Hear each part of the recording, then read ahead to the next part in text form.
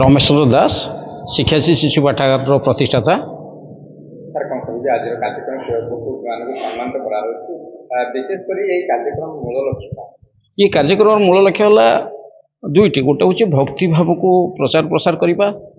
ता सहित पिला मानक उत्साहित करने आ समाज रे जो माने विभिन्न क्षेत्र में काम करुँच से दृष्टि आढ़ुआ रही जाती कई आलोक को आनी पारना आगू को आनी पारना से आगू को आने हूँ कार्यक्रम लक्ष्य। शिशु पाठागार कराई तार मूल लक्ष्य हूँ जे पिला मानक केमती से पढ़े बर्तमान जेहेतु पढ़ा ठार समस्त दूरे जाऊँच आम चिंता करमी उपाय पढ़े ये हूँ ये जो भक्ति संगीत हूँ आमर करुणा कैबल्य जो पुस्तिका जो उन्मोचन उन्मोचन तार हूँ पिला मानक केमती आकर्षित करवा पिला मानक पुस्तक पठन प्रति आग्रह सृष्टि करवा से मन। दुर्गावती प्रधान रिटायर्ड हेडमास्टर भारत सेवाश्रम संघ उच्च विद्यालय 1970 रिटायर्ड नेलाणी साहित्यिका शिशु गप गीत लेखे आ भजन लेखे। आज कार्यक्रम रे विशेष मोर आकर्षण है मो पिला को आम एइथिपाई इनक्लूड करिचु जे सेमानक मध्यरे धर्मीय भावना जागृत हबो, सेमाने भजन टिके निश्चय संध्या बेले पढ़िबे आ बही पढ़िबे ताकू मध्य बही दुई दुईटा दिया होची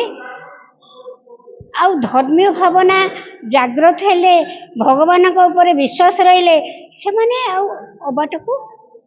जीवेनी एतिकी आ गछ देवार कारण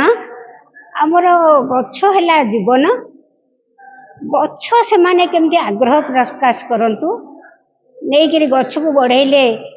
केमती गछ बढ़े गछ आमर केमिति मित आ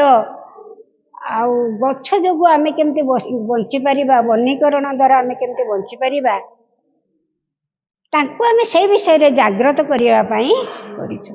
सम्मानित व्यक्तित्व मध्य अछंती परशुराम पात्र, मोनालिसा षडंगी, दिलीप कुमार छाटोई, राजनारायण महांती, सिद्धेश्वर जेना आउ बसंत पात्र ये तुमको आम सम्मानित करुचु। से उत्तरोत्तर से माने केमिति पिला मानक पई से माने आसिले देखिले सम्मानित हेले से माने मध्य कौन करिवे ना पिला मानक उत्साहित करिवे प्रोत्साहित करिवे। से माने जो नृत्य जड़े नृत्य शिल्पी अछंती सी भी ओडिसी नृत्य शिल्पी सी ओडिसी माध्यम रे धर्म भावना प्रचार करुछंती, संगीतज्ञ माने प्रचार करुछंती आ प्रतिमा प्रधान अछंती आदर्श शिक्षयित्री। तेणु से स्कूल मध्य स्कूलटा है प्रकृत माध्यम आम ना आम शिक्षा दे पारिबा तेणु सी भितर जागृत करेंगे यही सकाशे आम सम्मानित कलु। आ सबुठ मोर प्रिय हेले छोट छोट पिला सम्मानित।